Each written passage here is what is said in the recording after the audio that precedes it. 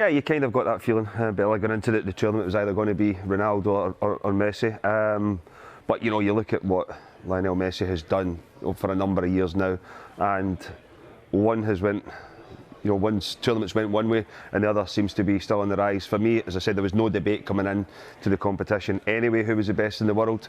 But you know, there's a lot of Argentinians who are probably still looking at, because of what Diego Maradona done in '86 and even through his career, that you know, a lot of them will still regard Diego Maradona as the greatest ever Argentinian. But for me, Messi. He has 5 goals. That's a joint most alongside Kylian Mbappe. Messi is the oldest man to ever score 5 at a single World Cup, and he has 3 assists. That's the most of any player at this World Cup. Meant he went past Gabriel Batistuta for most World Cup goals scored by an Argentina player. He was on 10, now he's on 11. Great night for Argentina and Messi. The records keep on coming for him. He joined Lothar Matthäus on 25 World Cup appearances. That's the most at the men's tournament, so he'll almost certainly go on to hold the outright lead in Sunday's final.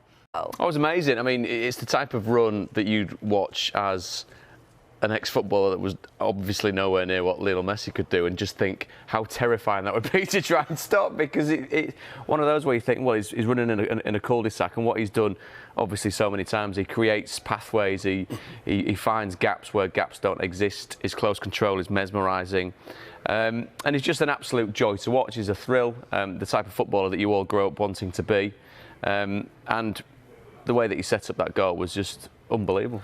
Yeah, and maybe that shock in the opening game was something that has set them on the way. We all react or overreact when we see a result such as that, and possibly give them a proverbial kick at the backside that's stood them in good stead going throughout the tournament. Messi's got better and better and better, and as a collective, it is hanging obviously on what he does, because he's the real totem that team revolves around. But it's been a collective effort, and when you've got a defence like theirs, when you've got the tenacity in midfield, and when you've got someone that can create magic, then it's a pretty healthy combo. You know, I mean, I think he's shown he can score goals, but I think getting into the right areas and doing what he's done is fantastic. It always helps when you've got someone like Messi who can create opportunities for you.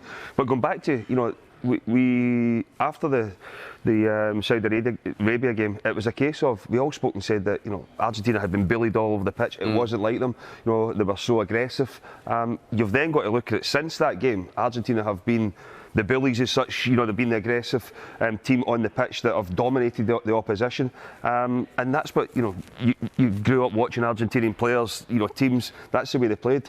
But you know, they've got that little bit of quality at the top of the pitch, as you say. Messi with the way he goes about and creates opportunities, but Alvarez, you've got to say, has really shown why, you know, Manchester City have put so much faith in him to bring him over. He's a young boy, I think.